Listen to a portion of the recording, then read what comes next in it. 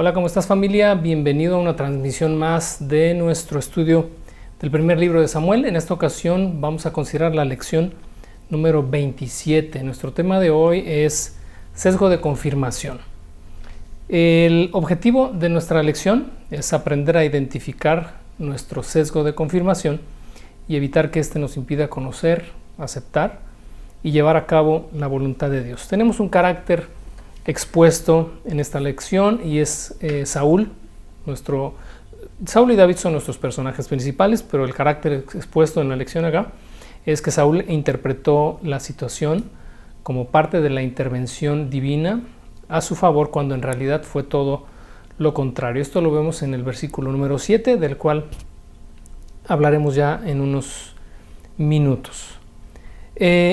La porción que vamos a considerar del capítulo 23 de 1 de Samuel es solamente de 13 versículos. Mira, la realidad es que es un pasaje corto, o al menos este fragmento que vamos a considerar es relativamente corto, pero muy sustancioso. Con mucha frecuencia fallamos al interpretar la voluntad de Dios para nuestra vida a través de las señales que Él nos provee a lo largo del camino. Los creyentes, por obvias razones, tratamos de buscar siempre directrices divinas que nos hagan tomar decisiones acertadas. En más de una ocasión nos hemos equivocado, hemos fallado, hemos malinterpretado o hemos confundido aquello que parecían ser señales de Dios.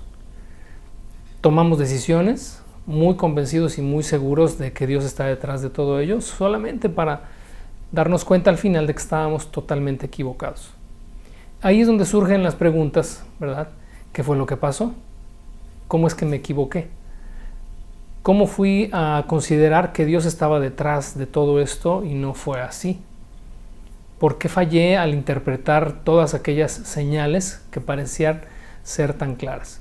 Esa es la historia de casi, y digo casi porque pues habrá alguna excepción por ahí a la regla, pero de casi todos nosotros los cristianos. Yo me cuento entre ellos. En más de una ocasión he tomado decisiones con toda la convicción y toda la seguridad de que Dios estaba dándome su aprobación. Y bueno, el resultado siempre es, aunque no puedo decir que es algo muy lamentable, porque pues creo que son errores, digamos así, bien intencionados, pero que no dejamos pues sí de pagar algunas consecuencias, ¿no? O sea, de sabernos o de encontrarnos en un punto de la vida en el que decimos, creo que no debí haber tomado este camino, creo que no debí haber decidido en tal situación de esta manera. Dios siempre nos saca adelante, eso es una realidad, Dios siempre es bueno, pero me llama la atención, y la lección de hoy nos da punto de partida para hablar de esto. Me llama la atención que caemos en esto una y otra vez. ¿A qué se debe? Bueno, el título de la lección de hoy, como te dije, es sesgo de confirmación. El sesgo de confirmación es algo prácticamente universal a todos los seres humanos. Es una especie de filtro en nuestra mente que nos hace o que nos da pauta para aceptar todo aquello que confirma, por eso es sesgo o dirección u orientación de confirmación, todo aquello que confirma lo que nosotros de antemano queremos o esperamos, o que comulga con nuestra voluntad. Ya hablaremos ahorita con detalle acerca de esto. Y es este sesgo de confirmación el que en más de una ocasión nos ha hecho confundir aquello que parecen señales divinas para tomar ciertas decisiones, cuando en realidad no lo son, sino es una simple percepción derivada de nuestra voluntad implícita o impregnada al momento de decidir. A través de este sesgo de confirmación, lo que haremos es prestar atención a todo aquello que nos sea favorable y de forma automática hacer a un lado o no ver, voluntariamente diría yo, no ver aquello que contradice lo que nosotros queremos. La historia de hoy es un caso muy claro del uso del sesgo de confirmación por parte del rey Saúl. Ya hemos hablado de él en los últimos meses y hablaremos de él todavía en un par de meses más. Estamos ya casi en la recta final de nuestro estudio de 1 de Samuel. Vamos a leer estos 13 versículos de 1 de Samuel 23. Los voy a leer de corrido junto contigo y después vamos a regresar para hacer algunas observaciones y vamos a dividir la lección en 2 puntos. Dice así, 1 de Samuel capítulo 23, versos del 1 al 13. Un día le llegaron noticias a David de que los filisteos estaban en la ciudad de Keila robando el grano de los campos de trillar. Entonces David le preguntó al Señor, ¿debo ir y atacarlos? Sí, ve y salva a Keila, le dijo el Señor. Pero los hombres de David le dijeron, tenemos miedo incluso aquí en Judá. De ninguna manera queremos ir a Keila para luchar contra todo el ejército filisteo. Así que David consultó de nuevo al Señor. Y de nuevo el Señor respondió, desciende a Keila porque yo te ayudaré a conquistar a los filisteos. Entonces David y sus hombres fueron a Keila, mataron a los filisteos, tomaron todos sus animales y rescataron a la gente de la ciudad. Cuando Abiatar, hijo de Ahimelech, huyó a donde estaba David en Keila, se llevó consigo el efod. Pronto Saúl se enteró de que David estaba en Keila. ¡Excelente!, exclamó. Ya lo tenemos. Dios me lo entregó en mis manos, porque se ha quedado atrapado en una ciudad amurallada. Entonces Saúl movilizó a todo su ejército para marchar hacia Keila y sitiar a David y a sus hombres. Pero David se enteró de los planes de Saúl y le dijo a Abiatar el sacerdote que trajera el efod para consultar con el Señor. Entonces David oró, oh Señor, Dios de Israel, he oído que Saúl piensa venir a Keila y destruirla porque yo estoy aquí. ¿Me traicionarán los líderes de Keila y me entregarán a él? ¿Y de verdad vendrá Saúl como me han informado? Oh Señor, Dios de Israel, te ruego que me digas. Y el Señor le dijo, él vendrá. De nuevo David preguntó, ¿me traicionarán los líderes de Keila a mí y a mis hombres para entregarnos a Saúl? Y el Señor le contestó, sí, ellos los traicionarán. Entonces David y sus hombres, ahora cerca de 600, salieron de Keila y comenzaron a deambular por toda la región. Pronto llegó la noticia a Saúl de que David había escapado, por lo que decidió no ir a Keila. Te decía hace un momento, el sesgo de confirmación es esta inclinación o esta orientación en el corazón a aceptar todo aquello que comulga con nuestra voluntad. Yo te invito a que al finalizar esta lección, cuando estés ahí, tengas algún tiempo, alguna oportunidad, entres a internet y revises, porque esto es algo muy común. Recién lo estoy identificando o conociendo, esto que es parte de nuestra forma de pensar y de nuestra forma de conducirnos en la vida. Es común a todo ser humano, no tiene nada de malo, o sea, no estamos hablando de que el sesgo de confirmación sea algo intrínsecamente malo. Creo, y eso será la conclusión de esta lección, que tenemos que aprender a identificarlo, sobre todo para nosotros como hijos de Dios, que queremos hacer la voluntad de Dios y que queremos escuchar sus directrices, no dejarnos llevar por esta inclinación a aceptar solamente aquello que, en otras palabras, nos conviene. Bueno, a través del sesgo de confirmación, nosotros veremos lo que queremos ver y oiremos lo que queremos oír. En más de una ocasión, cuando una persona necesita un consejo, y esto te lo doy ya como ejemplo de lo que es el sesgo de confirmación. Ahorita lo vamos a ver claramente en la vida de Saúl, pero necesitas un consejo. Sin embargo, tú ya estás predispuesto a aquello que quieres. Vamos a suponer que en ese consejo que quieres escuchar hay A y B. Y no sabes qué decidir, si A o B. Pero tú estás inclinado por A. A es en realidad lo que tú quieres hacer. Y vas con una persona y le dices, oye, necesito un consejo, no sé si A o B. Y esa persona te dice, ¿sabes qué? Yo creo que B, por esto y esto y esto y esto y esto. A pesar de que te dé todas estas razones por las cuales B es mejor que A, tú tienes un sesgo de confirmación, una orientación o inclinación por algo que tú ya quieres. Y entonces vas a desechar tal vez todos sus argumentos porque en realidad tú quieres A. vas con un segundo y te dice también ve, vas con un tercero y te dice también ve, y entonces comienzas a considerar que todos están equivocados, y vas con un cuarto o un quinto hasta que encuentras a aquel que quizás está igual de despistado que tú, con todo respeto lo digo, y te dice, ¿sabes qué? A es lo mejor, por esto y esto y esto. Y entonces tú dices, wow, este es el consejo más sabio que he escuchado. Y entonces oíste lo que quisiste oír, viste lo que quisiste ver, y tomarás una decisión en consecuencia, que quizás sea una decisión equivocada, pero que está influenciada por tu sesgo u orientación de confirmación. Así es como se le conoce en psicología. ¿Captas la idea? Bueno, vamos a ver en este primer punto, que es veo lo que quiero ver, basado en los versos 7 y 8. Ya hicimos la lectura del fragmento de la historia. Ahora vamos a solamente versos 7 y 8. Así es como la vamos a dividir, y luego regresaremos en el punto 2 a los versos anteriores y a los posteriores a esta sección para hablar de David. Ahorita vamos a hablar de Saúl, porque Saúl se dejó llevar completamente por esto que hoy se conoce como sesgo de confirmación y vio lo que quiso ver. Bueno, versos 7 y 8, para recordarlo, dicen así. Pronto Saúl se enteró de que David estaba en Keila. ¡Excelente!, exclamó. Ya lo tenemos. Dios me lo entregó en mis manos porque se ha quedado atrapado en una ciudad amurallada. Entonces Saúl movilizó a todo su ejército para marchar hacia Keila y sitiar a David y a sus hombres. Es muy obvio, ¿verdad? Más o menos ya te das una idea por dónde vamos a ir. Saúl está asumiendo que Dios está detrás de todo esto. Es interesante considerar este punto, porque uno supondría que a estas alturas Saúl es muy consciente de que Dios se alejó de él y que Dios está favoreciendo a David.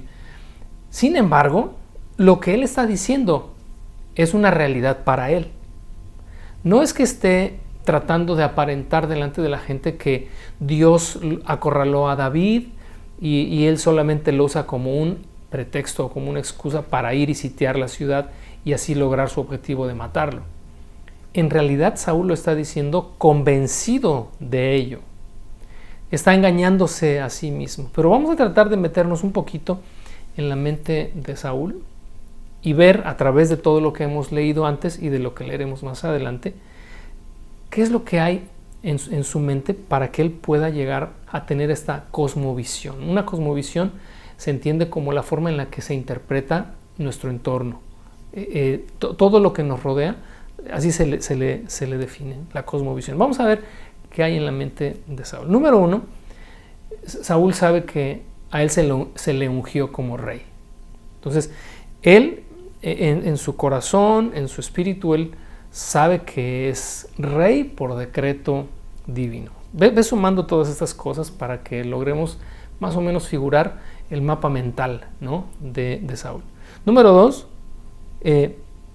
él fue llamado para librar las batallas del Señor. Recordarás que cuando se le ungió es porque el pueblo quería un rey, porque tenían miedo, ¿verdad?, de los reinos alrededor, y entonces querían un rey que saliera a librar sus guerras. Y a partir de ese momento, ¿verdad?, da fin a la era de los jueces y comienza la era de los monarcas hebreos, siendo Saúl el primero. Ya hablamos de todo esto al principio, pero Saúl se sabe aquel elegido para salir y librar las batallas del Señor en contra de todos los enemigos de Israel. Otra de las cosas que hay en la mente de Saúl es que todo complot en su contra, por ser él el rey elegido y el rey ungido, deben de ser aplastados, deben ser eliminados, deben ser apagados todos esos fuegos. Lo vimos capítulos atrás, en su atrevimiento incluso de ir a la ciudad de Nob y de matar a todos los sacerdotes de aquel lugar. Quiero que entendamos esto. Cuando Saúl hace todo eso, él obviamente está equivocado, 100% equivocado, pero él en sus adentros, en sus pensamientos, él considera que eso es lo correcto. Esa es su cosmovisión. Esa es su interpretación de todas las circunstancias alrededor. Número 4, no quiere dejar de reinar. Digo, eso ya nos ha quedado más que claro. Él no quiere soltar la corona bajo ninguna circunstancia. Y número 5, él quiere preservar su dinastía. Perseguir a David es para él la forma en la que puede asegurar que su descendencia, en este caso Jonatán, ascienda al trono y así asegurar Saúl un nombre a perpetuidad. Ahora, esa es su realidad, esa es su cosmovisión, esa es su interpretación de los hechos. Hay una realidad, hay una verdad. ¿Cuál es esa verdad? Número 1, Dios había desechado ya a Saúl. Saúl ya lo sabía, Samuel ya se lo había dicho. Pero es interesante que a pesar de saberlo, él sigue inmerso en sus pensamientos y en su forma de interpretar su reinado. Y número 2, Dios también ya le había hecho saber a través de Samuel que él había elegido a otra persona mejor que él. Ya para estas alturas creo que era más que obvio que esa persona a la que Dios había elegido era el propio David. Entonces tenemos por un lado su mente, sus pensamientos, su cosmovisión, y por el otro lado tenemos una realidad. Estas son dos cosas que son antagónicas, que son opuestas. No pueden conciliar, por un lado, su voluntad y sus deseos con una realidad que lo pone a él totalmente fuera de la jugada. ¿Por qué te digo esto? Porque la forma en la que él interpreta los hechos tiene que ver con estas dos realidades. Y entonces esto es, como te decía hace un momento, A y B. A, esto es lo que yo quiero. Yo quiero seguir reinando, yo soy el ungido, yo soy el rey, yo quiero preservar mi dinastía. Eso es lo que yo quiero. B, he sido desechado y Dios ha levantado a otra persona para que me sustituya. Pero B va en contra de lo que quiero. Por lo tanto, lo voy a desechar. No lo voy a considerar como algo serio. A pesar de que me lo haya dicho el mismo profeta Samuel, yo sigo aferrado a A. Entonces, en esta primera incursión de Saúl para salir y perseguir a David, él escucha lo que ya leímos. David, ¿verdad? Salió por las razones que vamos a ver en el punto número 2, pero ya salió, ya libró a Keila, ya está ahí en esa ciudad, que es una ciudad amurallada, es una ciudad que puedes estar dentro con toda seguridad, cerrar y difícilmente podría ser atacada. Eso es la idea que nos da el pasaje. En base a eso, Saúl hace su propia interpretación. Y entonces dice lo que acabamos de leer en el verso 7. Dice, pronto Saúl se enteró de que David estaba en Keila. Y observa, excelente, exclamó, ya lo tenemos. Dios me lo entregó en mis manos porque se ha quedado atrapado en una ciudad amurallada. Fíjate, ¿qué es lo que Saúl está viendo? Bueno, está interpretando todo lo que le pasa está interpretado a partir de este llamado sesgo de confirmación.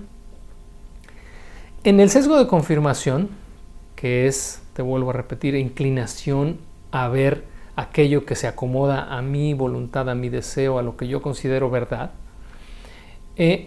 surge también otra característica que bueno, esta es llamada apofenia. Toma nota, apofenia, también puedes echarte ahí un clavadito, ¿verdad?, en tu computadora, investigar acerca de esto. Y la apofenia es, vas a encontrar que esa es una definición más extensa, quiero hacerte un resumen. La apofenia es esta experiencia de ver eventos o situaciones o acontecimientos aleatorios, es decir, que no tienen ninguna conexión, de verlos como causa y efecto, como uno ligado al otro. ¿Cuál es la apofenia? Hoy se entiende, este es un término que se acuñó en el 1959 por un neurólogo en un estudio que hizo, ahí lo puedes encontrar en internet. Pero, ¿cómo se puede ver la apofenia? desarrollada en la vida de Saúl, o en esta experiencia de Saúl. Bueno, él está interpretando que lo que él ve está asociado con hechos reales. ¿Qué es lo que él ve? Que David está encerrado en una ciudad amurallada, y entonces su interpretación, su manera de entenderlo es: Dios me lo entregó. Dios está detrás de todo esto. Dios me está dando la oportunidad de terminar a David, de matarlo. Fíjate, pudiera parecer esto pues quizás un tanto exagerado, ¿no?, al llevar esta experiencia hasta este punto, pero cuando hace algunas semanas, cuando consideré que este sería el pasaje que hoy iba a compartirte, no he dejado de darle vueltas y de darle vueltas y de darle vueltas, y digo, no es la experiencia solamente de Saúl, es la experiencia de casi todos nosotros, porque experimentamos este sesgo de confirmación al momento de pedir directrices divinas en más de una ocasión. ¿Por qué? Mira, es más común de lo que nos imaginamos. En la vida de los cristianos es más común de lo que te imaginas. De hecho, considero que es como un problema serio al cual tendríamos que tratar y al cual tendríamos que abordar. Por una razón: antes de conocer al Señor, o antes de tener una relación personal con Dios y de recibir su Espíritu Santo, quien es el que nos guía a toda verdad, etcétera, etcétera. Ya hemos hablado de esto semanas atrás. Antes nosotros tomamos decisiones de forma automática.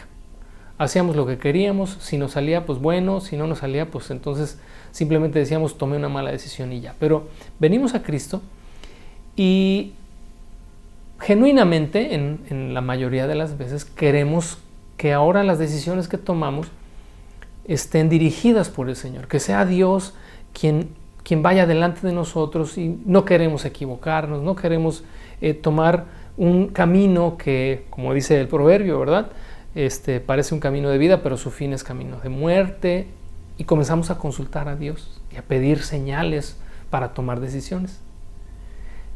Pero me doy cuenta que nos equivocamos tantas veces que entonces sí es algo, como te decía, que se debe de tomar con seriedad, porque asumimos que Dios nos dijo que sí. Palabras o expresiones como: tengo paz, ¿no? He orado y tengo paz de esto que voy a hacer.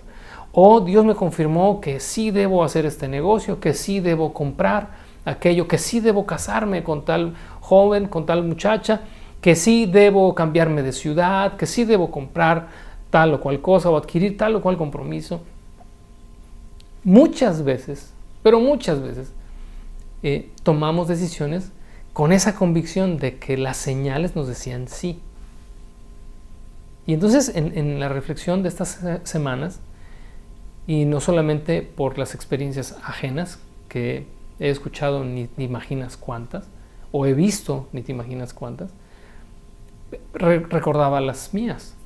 Digo, ¿cuántas veces tomé decisiones porque estaba yo convencido de que Dios me estaba diciendo sí, y de que todas las señales, ¿verdad?, eran tan claras? Pero por instinto buscaremos que la voluntad de Dios se alinee con la nuestra. Y eso es un sesgo de confirmación. Y desarrollaremos incluso la apofenia, que es esta característica, ¿verdad?, o esta condición de ver señales donde no las hay. Te doy un ejemplo. Y es solamente un ejemplo del cual puedes tú derivarlo en el número, ¿verdad?, de situaciones o de circunstancias o de posibles escenarios en tu vida. Pero vamos a suponer que quieres hacer un viaje y dices: ay, cómo me gustaría ir a Japón, digamos Japón.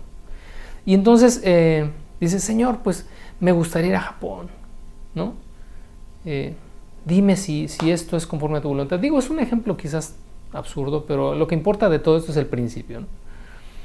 Y entonces en una de esas tú tomas tu teléfono y le pones ahí en el buscador Japón, ¿no?, o visitar Japón.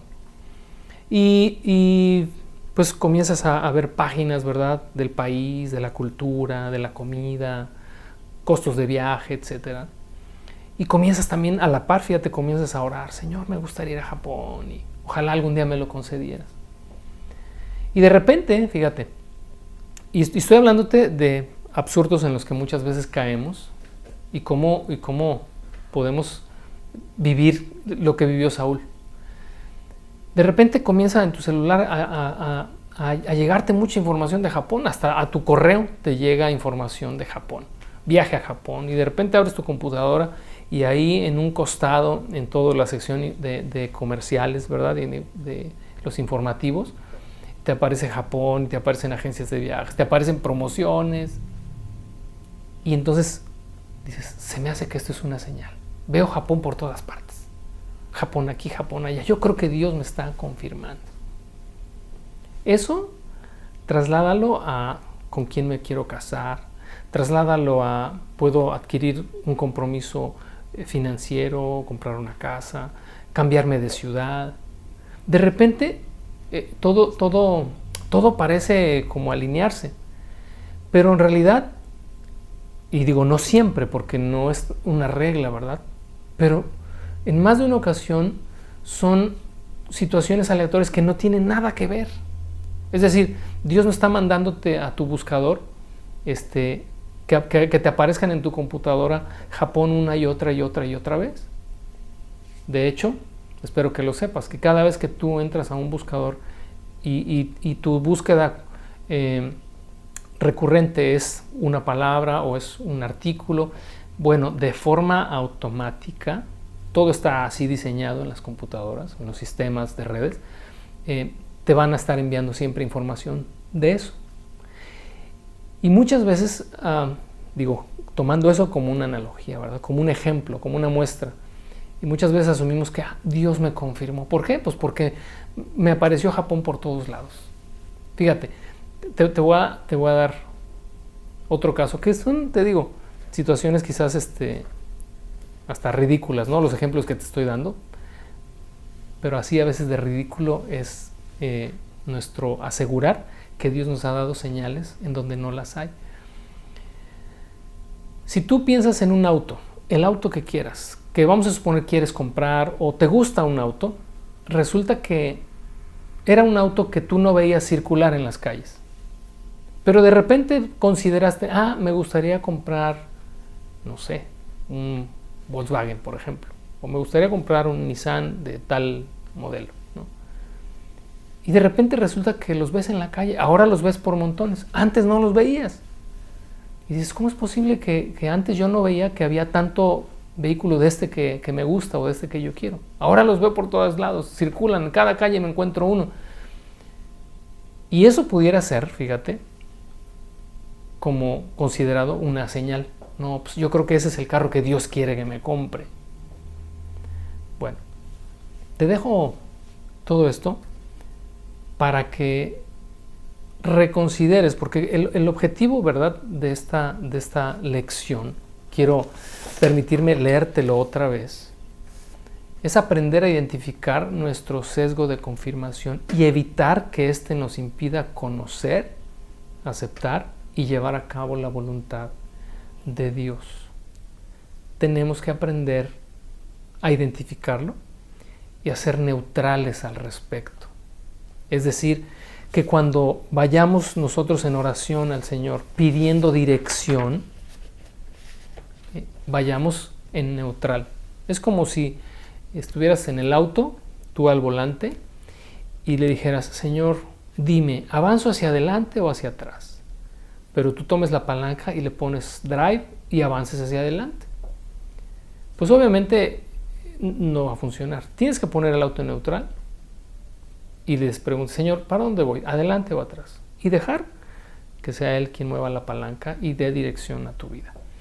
Esto lo vamos a ver en este mismo pasaje, en la experiencia de David, al momento en el que David pide instrucciones. Y creo que la forma en la que Él lo hace nos da la pauta o nos va a dar la pauta para poder saber cómo ser asertivos en las decisiones que tomamos y no ver lo que queremos ver ni oír lo que queremos oír, porque decisiones las tomamos todos los días y nadie se quiere equivocar, ninguno de nosotros nos queremos equivocar, Por lo tanto, si queremos ser asertivos, necesitamos acudir al Señor con un corazón neutral completamente. Y este segundo punto, y la segunda mitad de esta reflexión, que son los versículos 1 al 6 y 9 al 13, es precisamente así se titula el segundo punto: hágase tu voluntad. Bueno, en los versos 1 al 6 y 9 al 13 tenemos lo que ya leímos hace un momento. David está huyendo, ¿verdad?, de Saúl, y escucha que los habitantes de Keila se ven amenazados por los filisteos. Más bien, no se ven amenazados, ya están en una situación de problema, porque los filisteos los han atacado y están robando su grano, están robando su ganado. Y entonces David, al escuchar esto, sabe que debe tomar una decisión. Ahora vamos a ver la cosmovisión de David. Ya vimos la de Saúl. Ahora vamos a considerar, en base a lo que conocemos y a lo que sabemos de David, qué es lo que había en su mente. Bueno, número uno, David era un hombre de guerra. A él no le temblaba la mano tomar la espada y salir a pelear. Por lo tanto, cuando escucha de este conflicto a sus conciudadanos de Keila, él no tiene problema en salir y pelear. Número dos, David había sido hasta este momento un guerrero exitoso. Ya hemos leído de ello, donde quiera que iba salía vencedor. Por lo tanto, este éxito en batalla le daba a él la seguridad y la confianza de que podía ir a afrontar a los filisteos, vencerlos y derrotarlos. Número 3, que David ya había sido ungido como rey y de alguna manera, quiero suponer, él sentía ya esta responsabilidad de librar las batallas del Señor. Él siente de alguna forma este impulso a no quedarse de brazos cruzados. Número 4, era un forajido con un ejército de 600 hombres y muchos de ellos con sus familias, a los cuales tenía que alimentar. Por lo tanto, salvar a Keila para él representaría también un beneficio, porque podría tomar el botín de los filisteos, cosa que hizo según lo leímos en el pasaje, y obtener entonces un beneficio para él y su ejército. Y número 5, él, por ser ungido rey y por sentir esta carga por liberar al pueblo, vio en ello también una oportunidad para avanzar en su progreso o en su carrera como no solamente militar, sino también ganar el favor del pueblo. Así que esto es, digo, entre muchas otras cosas que pudiéramos quizás citar, lo que hay en la mente de David. Desde el momento que él pregunta a Dios, ¿debo ir a atacarlos?, es porque muestra su interés. Es decir, la misma pregunta expone cuál es la voluntad y cuál es el deseo de David. Es como si dijera, yo quiero ir, creo que tengo que ir, siento la necesidad de ir, pero Dios, te quiero preguntar si debo hacerlo. Si David no hubiera tenido interés en ir, simplemente habría puesto como argumento, quizás para sí mismo, no es nuestra guerra, yo soy un convicto, a mí me está buscando Saúl para matarme, yo lo que tengo que hacer es preocuparme por mis hombres, pues lo que pase allá no es de mi incumbencia. Pero como no él lo expone, sino que en realidad tiene el deseo de hacerlo, esto nos da, como igual en el caso de Saúl, A. ¿Qué es A? Mi voluntad. ¿Cuál es? Quiero ir. Pero hay también B. ¿Qué es B? Desconozco si eso es lo que debo hacer o no. Y a diferencia de Saúl, que vio lo que quiso ver y oyó lo que quiso oír, David hizo lo que tú y yo tenemos que hacer cada vez que tenemos que tomar una decisión y cada vez que queremos que Dios dé directrices claras a nuestra vida. Y lo que hace David es preguntar. Ahora, es bien interesante, fíjate esto. Vamos al verso 2. Entonces David preguntó al Señor, ¿debo ir y atacarlos? Sí, ve y salva a Keila, le dijo el Señor. Ahora, quiero que observes el verso 3. El verso 3 dice, pero los hombres de David le dijeron, tenemos miedo incluso aquí en Judá. De ninguna manera queremos ir a Keila para luchar con todo el ejército filisteo. Fíjate, David va. ¿Cómo lo hace? Bueno, el pasaje no nos dice cómo lo hace y cómo es que Dios le contesta. Y en este sentido, déjame abrir un paréntesis breve. Dios habla a cada uno de formas muy particulares. Yo no puedo decirte hoy cómo Dios te va a hablar. No puedes tú decirme cómo Dios me va a hablar. Eso es algo personal. Eso es algo que sucede entre Dios y cada creyente en lo individual. Sin embargo, como haya sido, David recibe o cree que recibe de Dios una aprobación de decir, porque aquí sí coincide la voluntad de David con la voluntad de Dios. Por eso te decía hace un momento, no es la regla, ¿verdad? Que tu voluntad nunca va a coincidir con la voluntad de Dios. Porque en algunas ocasiones, en muchas ocasiones, es Dios mismo quien pone en ti este deseo, esta voluntad.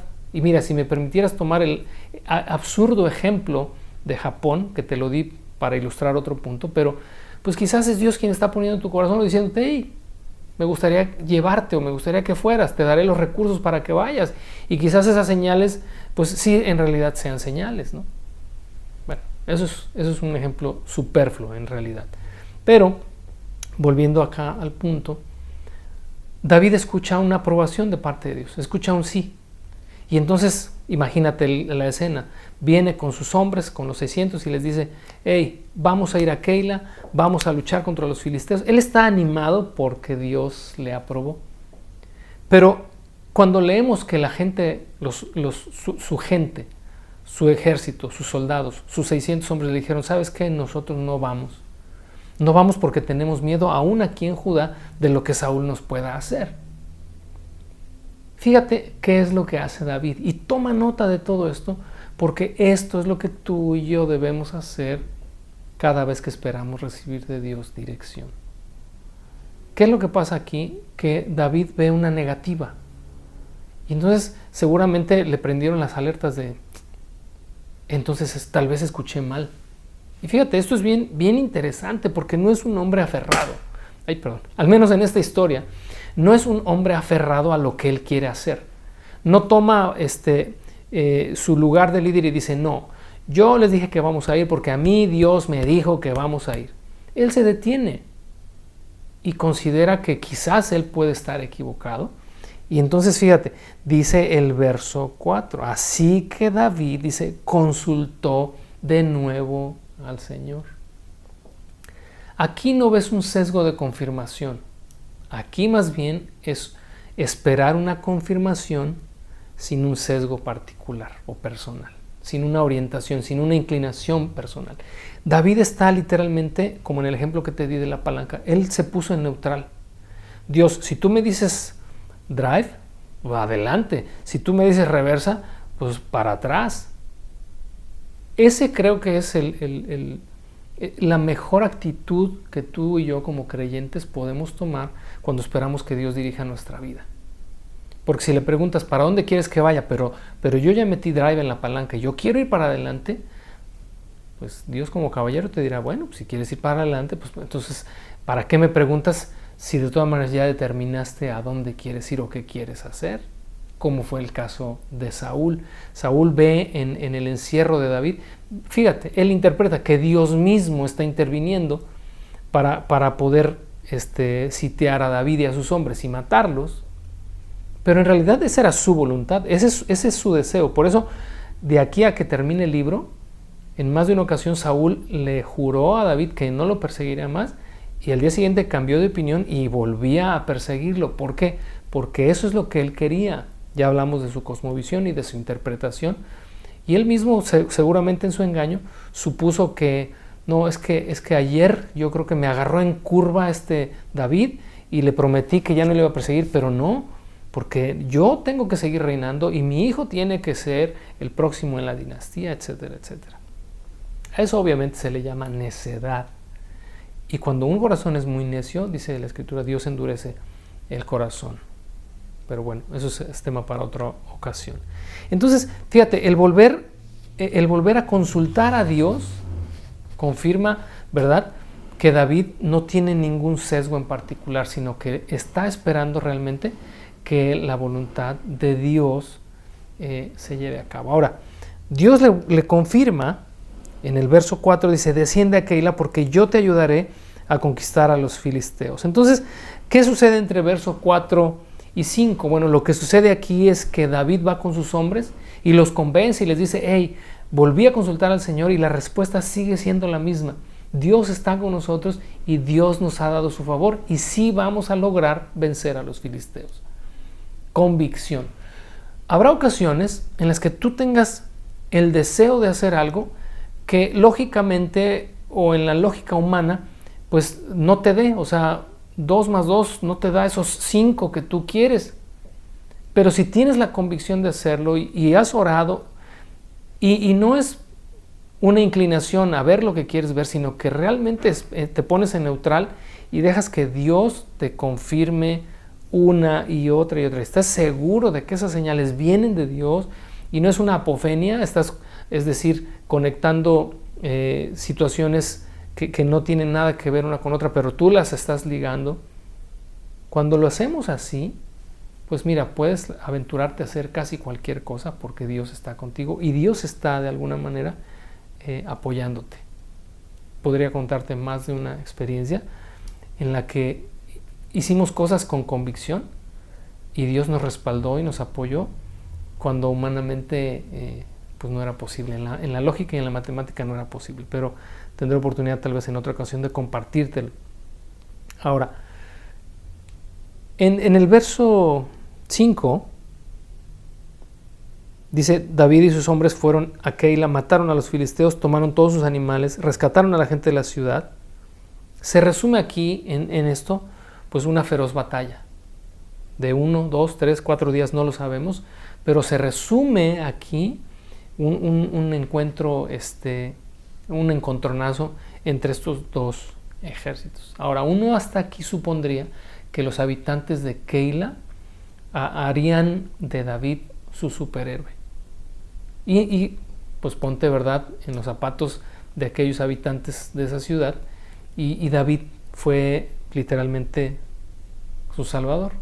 Estando David ahí, se entera de los planes de Saúl, lo que vemos en los versos, o ya lo que leímos en los versos 7 y 8. Ahora,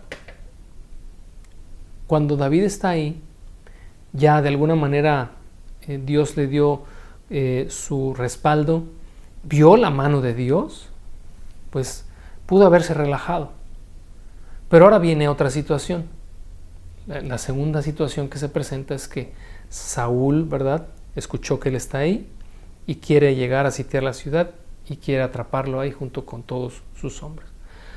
Vamos a ver qué hay en la mente o qué pudo haber en la mente en esta cosmovisión de David en ese momento. Número 1, da la impresión el pasaje de que David quería quedarse ahí en Keila. Tan es así que desde el momento que pregunta a Dios si Saúl vendrá en su contra y si los de Keila le van a traicionar, es porque eso nos muestra o nos da lugar, da pauta a suponer que David quería quedarse ahí. Quiero que recuerdes que David es un proscrito, David es alguien que está huyendo, David no tiene una ciudad fija, no tiene un campamento fijo, están deambulando de aquí para allá y seguramente vio en Keila un lugar en el cual podría él asentarse junto con sus hombres. Hasta este momento, hasta este capítulo 23, Saúl no ha salido en una incursión militar contra David. Ha enviado a sus hombres, como en otras ocasiones lo vimos, fue contra los sacerdotes de Nob, pero no se ha levantado él con todo su ejército a buscar personalmente a David. Pero ahora da señales de que Saúl ya está dispuesto a dar este próximo paso en su búsqueda implacable por matar a David. Y entonces David, ¿verdad?, también pues en esta cosmovisión de, oye, me gustaría quedarme aquí. Número 2, pues ahora soy el héroe de esta ciudad, soy el libertador. Número 3, esta es una ciudad segura para habitar.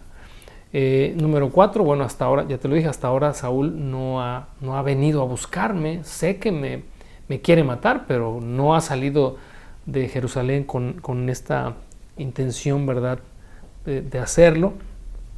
Y pues finalmente tenía razones de sobra para suponer que podía quedarse ahí. Esa es A para David. ¿Cuál es B? ¿Cuál es la otra parte? Bueno, número 1, David desconoce los planes de Saúl. David no sabe hasta dónde Saúl es capaz de llegar con tal de matarlo. Número 2, David no es ingenuo.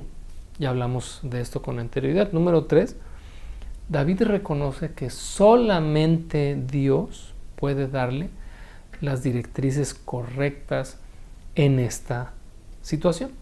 Y entonces, ¿qué es lo que hace? Recordemos lo que leímos hace un momento, verso 9. Pero David se enteró de los planes de Saúl y le dijo a Abiatar el sacerdote que trajera el efod para consultar con él al Señor. Entonces David oró. Observa su oración. Oh Señor Dios de Israel, he oído que Saúl planea venir a Keila y destruirla porque yo estoy aquí. ¿Me traicionarán los líderes de Keila y me entregarán a él? ¿Y de verdad vendrá Saúl como me han informado? Oh Señor Dios de Israel, te ruego que me digas. Ahora, observa la respuesta del Señor. Él vendrá. Es interesante que Dios responde la segunda pregunta de David, porque la primera pregunta de David en el verso 11 es: ¿me van a traicionar los habitantes de esta ciudad? Y la pregunta 2 fue: ¿vendrá realmente Saúl a buscarme como me han dicho? Y Dios le contestó: él vendrá. Pero sigue todavía abierta la pregunta. Bueno, aunque él viniera, si los habitantes de esta ciudad están a mi favor, tengo toda posibilidad de librar una batalla o de tal vez salir bien librado.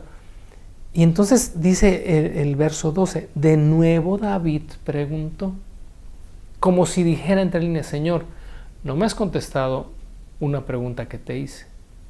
Te pregunté si los de Keila me van a traicionar.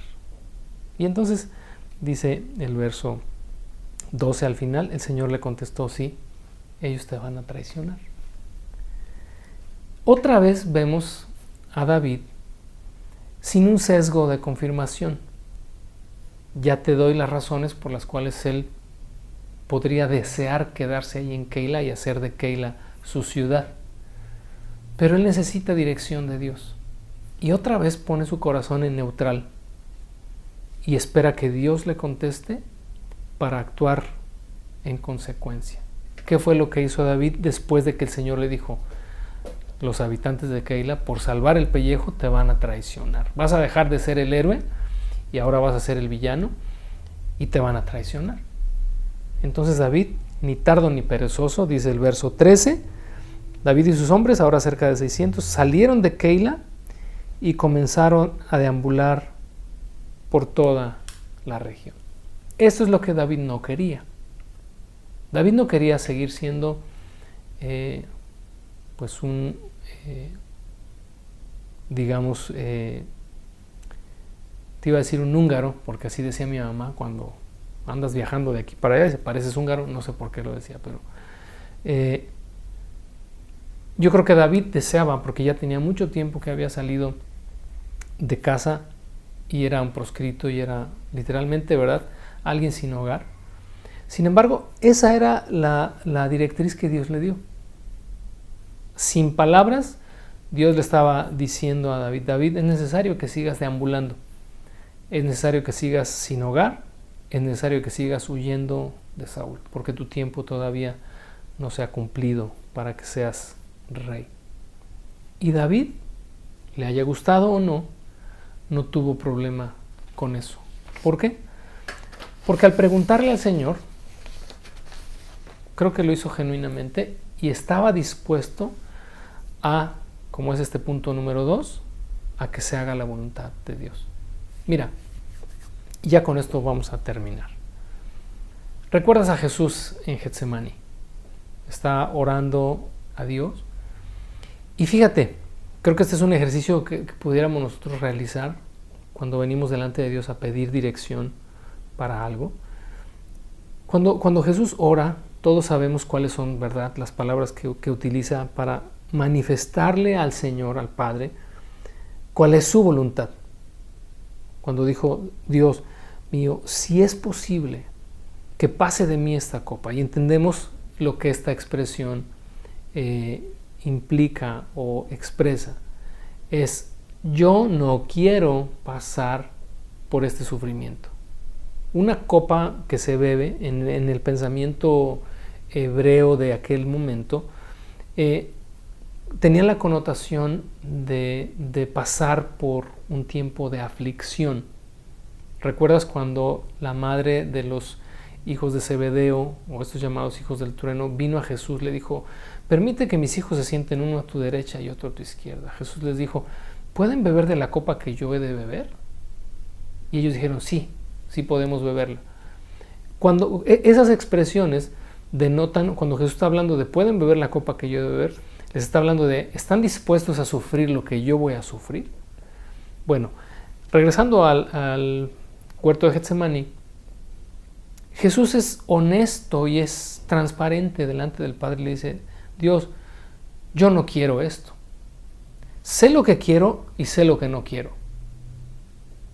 Y eso sería, fíjate, que muy interesante en la práctica, que tú y yo comenzáramos a identificar cuando venimos delante de Dios para pedir dirección en algo, que pudiéramos ser, no quiero decir honestos porque pues implicaría que estamos siendo falsos delante de Dios. No, que más bien podamos identificar y separar, es como discernir, separar entre nuestra voluntad y aquello que esperamos que Dios nos confirme, pero indistintamente de que coincida o que no coincida con nuestra voluntad.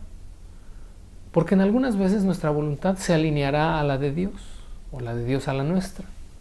Señor, quiero vivir en otra ciudad, por ejemplo.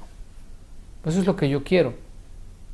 Qué padre si se alinea con la voluntad de Dios y que Dios te diga: pues adelante, te doy luz verde. Pero cuando venimos a preguntar al Señor: Señor, quisiera, ¿es lo que yo quiero? ¿Sabes? Ponernos también en neutral, en ese sentido de cambiar el sesgo de confirmación por una confirmación de Dios sin sesgo alguno. Es como cuando Jesús termina esta frase y dice: pero que no se haga mi voluntad, sino la tuya. Eso es lo que yo quiero. Si comulga con tu voluntad, pues qué bueno. Pero si mi voluntad no comulga con la tuya, de todas maneras lo que yo quiero es que se haga tu voluntad. Cuando venimos a consultar al Señor con una actitud así, difícilmente vamos a equivocarnos, difícilmente vamos a errar. Pero si nos dejamos llevar por esto que es el título de nuestra lección, por este sesgo de confirmación, y buscamos que Dios nos diga lo que queremos oír, pues entonces veremos señales donde no las hay. Apofenia. Conectaremos situaciones aleatorias, las vamos a ligar y vamos a fracasar porque vamos a suponer que Dios nos estaba dando su aprobación, cuando en realidad no fue así. Seguramente tienes más de una experiencia que contar al respecto. Ya tendrás oportunidad en tu semilla en casa de compartirlas con tus compañeros para que nos ayude a todos a poder identificarla y a poder hacerla a un lado cuando necesitemos que Dios hable en nuestra vida y en nuestro corazón.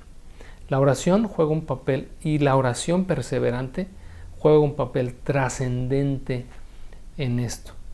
Te animo a que seas un hombre o una mujer de oración, que todo lo que decidas es porque tiene horas, tiene tiempos de oración detrás. Es lo que nos muestra la pauta de las actitudes que tomó David ante esta situación. Que Dios te bendiga. Nos vemos la próxima semana en la lección número 28. Hasta entonces.